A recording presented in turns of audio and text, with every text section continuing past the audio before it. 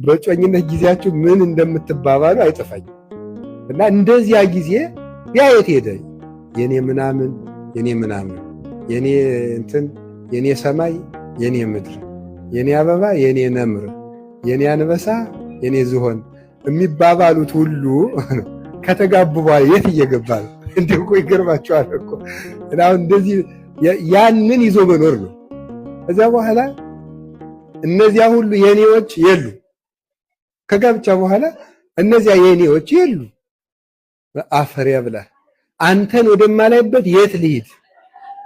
አንቺን ድሮ እኮ የሚባባሉት እንደው እኮ ይገርማል። አዛኝ ድሮ የሚባባሉት ካላየሁሽ ያመኛል ነው የሚላት እሱ።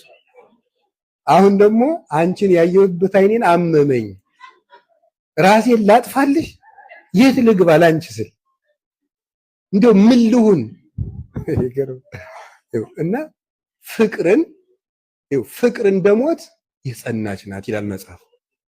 ልክ ለሞት እንደምንጠነቀቀው ለፍቅር ምን ያስፈልገዋል? ጥንቃቄ ያስፈልገዋል። ተጠንቅቆ ፍቅርን መያዝ ልቅም አድርጎ ማለት ነው። እንደሚሰበር ዕቃ ወዳጅን አጽንቶ መያዝ ያ ነው ወይን ማለት። እየቆየን ስንል እያሳመር ነው መሄድ። ስንጣላ ክፉ አለመናገር።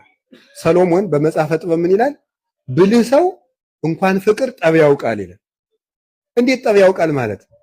ሲጣላ የሚታረቁበትን ቀን ስለሚያስብ ክፉ አይናገርም።